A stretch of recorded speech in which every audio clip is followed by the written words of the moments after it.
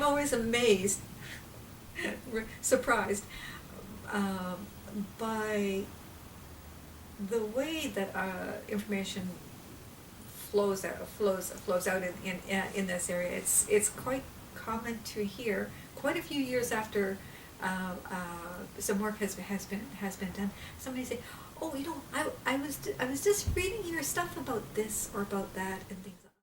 To me, it sounds as if they're thinking, it's given them opportunities to think about the issues more, and maybe to bring a critical thinking perspective to the issues. The other area for me, because I have a strong interest around human rights, a focus on what are the components of abuse and neglect? What are the underlying factors? And one of the things that many older adults had talked to me about, or they didn't necessarily use the word ageism, but they were talking about the negative attitudes within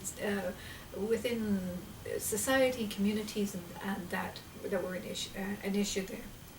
I've had the opportunity to work basically in lots of areas that were probably the very first, the second discussion of abuse and neglect in First Nations communities. The very first talking about mistreatment in housing, so outside of a family relationship.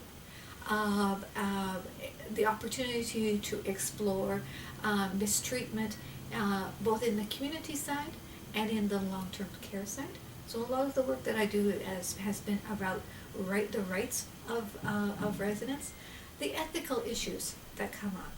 Again, early, has to be like 18, 20 years.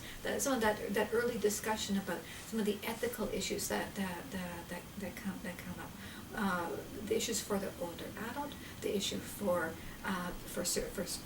service providers.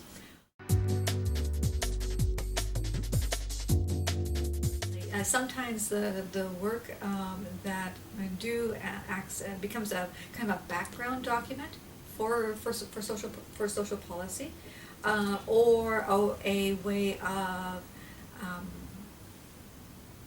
engaging discussion. So, for example, work that done in terms of the law and personal relationships for Law Commission of Canada, work around age discrimination for the Law Commission of Ontario.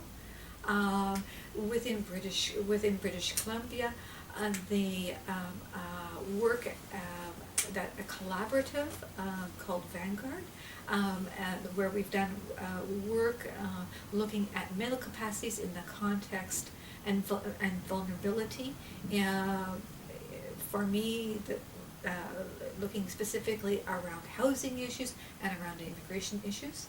So these documents become ways for people for us to sort of synthesize the issues, but also a way for people to be thinking about the subjects from several different kinds of angles to come up to in terms of policy. So one of the ways to be able to provide input to government is where they have come up with a particular idea, perhaps a legislative change, or some that's typically the kinds of things, and that is to create a brief that is based on practice issues and on research, that is on well thought through research done not by my own personal work, but the work of others across the country,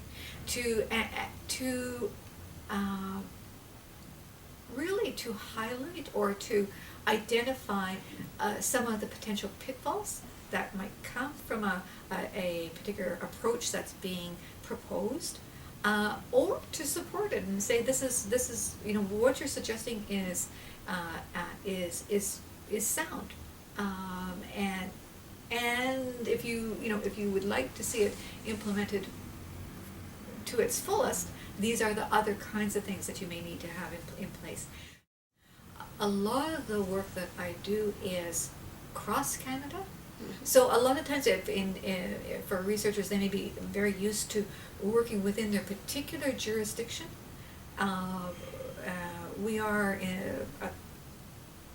a country of 13, 14 jurisdictions, and there is a wealth of very different kinds of perspectives and approaches that have been taken across that.